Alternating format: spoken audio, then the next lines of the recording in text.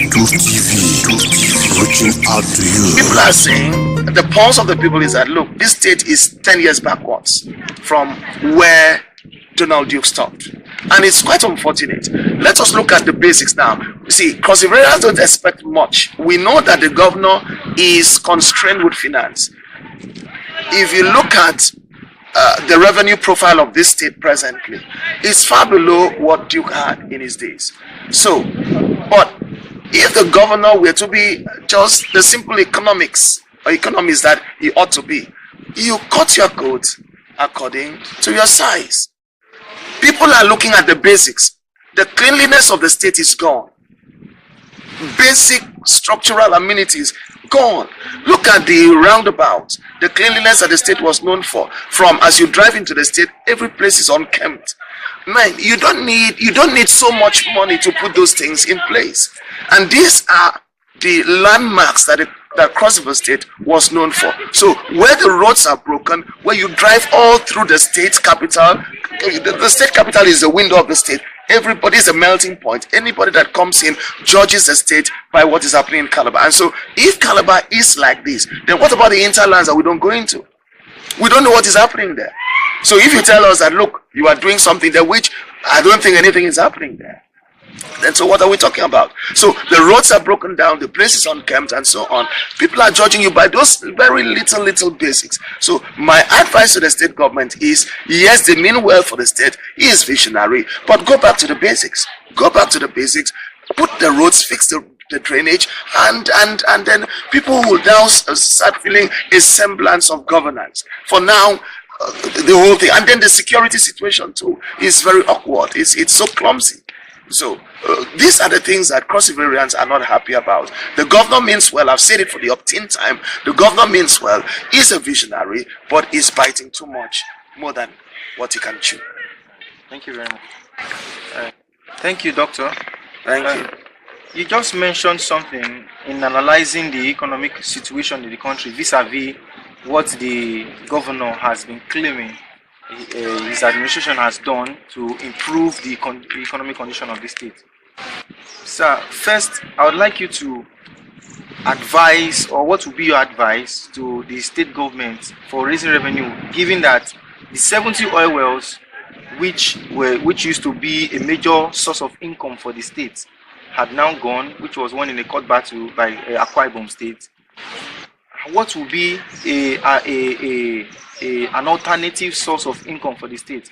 Now, the second one is, you mentioned something about insecurity. Can we let me take on the first one, because it's very important. It's a very critical question.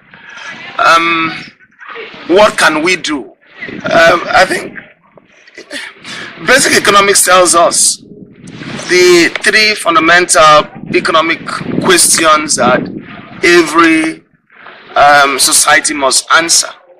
We're taught in primary schools and secondary schools and even up to the university.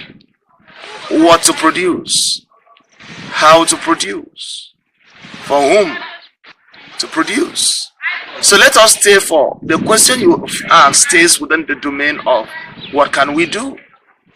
What can we do was answered long ago, about 19 years ago, by Donald Duke. That question was answered. What can we do? What we can do takes us back to our own strength, our own comparative advantage. Cross River State is blessed with lush vegetation, land mass for agriculture. It's blessed with tourism. And the Duke administration had identified that and leveraged on that, even though it didn't do well in agriculture. But in tourism, it did well. And the Cross River State became, everyone was proud to be a Crossiverian. From the mountains of Obudu to the creeks of Bakassi, everyone was proud to be a Crossiverian. We held our shoulders high. Cross River State was a beehive of activity from January to December. The number of flights, about 4 flights minimum, came into this state. We had the first internal flight in the country. Nowhere in this country did you have an internal flight linking one local government to another. We had it in the BBS Strip. There was a flight linking from Calabar to the Obudu Ranch Resort. So what happened? It was because a government, a leadership had identified our own comparative strengths, our own comparative advantage, leverage on that, and then we saw the states, we saw traffic coming into the state. So, but what happened soon after? We saw, like I said earlier, a regression, a deterioration in the goodwill of the state. So, let us ask ourselves, what did Duke do that the Moka administration did not do? Let us go back to it. What did the Moka administration do? Yes, we can't say that he didn't do anything. He had his own strength too. So what did he do? So add his strength to the strength of Duke, and add the strength of Duke to the strength of Imoke, and then your own strength, and let us see whether this thing will not move forward. Where you want to go back to the drawing board, you are taking us back to the trenches. You are trying to build a crossover state right from its foundations again. Then we can't go to anywhere. So my advice is, we have leverage on tourism, and everybody knows that. So why can't we go back to that? Let us bury our pride and then whatever political differences or personal differences we may have with our predecessors, let us bury it and then get back to the drawing board and build upon whatever strength. Yes, everyone, Duke had his own weakness. He had his own strength. Imoka had his own weakness. He had his own strength. But we don't have a clash of strength. We only have clash of weaknesses. So build on the strength of this previous administration, and then with your own strength too.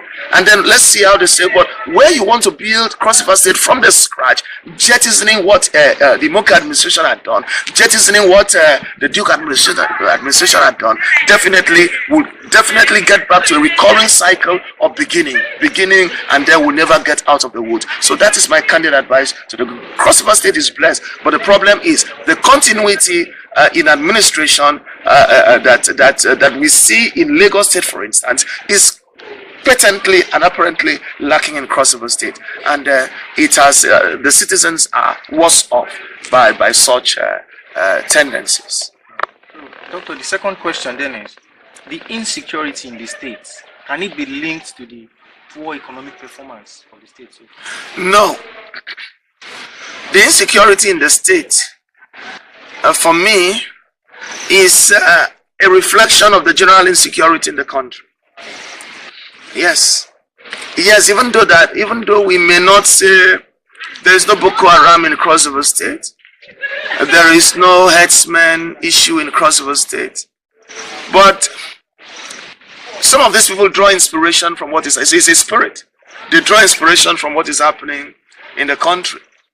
Even though you cannot totally divorce insecurity from economics, because when people are impoverished, when they get next to nothing to do, when they're roaming the streets, they don't take pride in their lives, there's no self-esteem, definitely they can take their own lives and then take the lives of another person.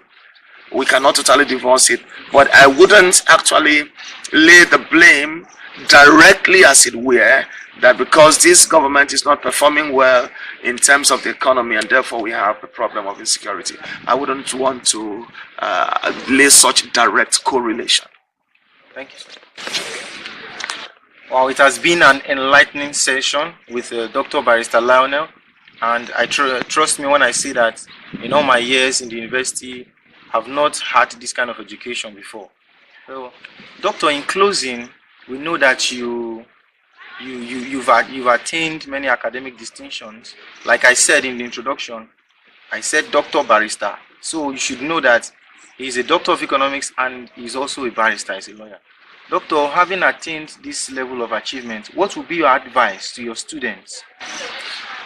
Well, my advice is simply just the advice I gave to myself, or what I grew up, and we have discussed about that thing here. It's just one word: vision.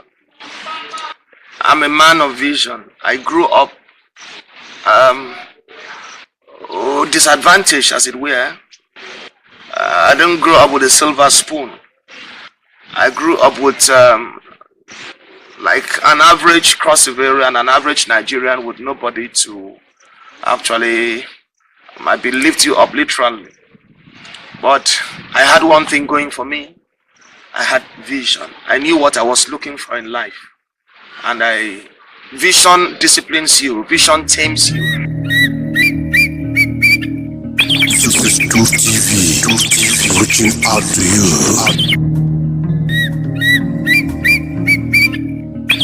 is Tour TV, reaching out to you.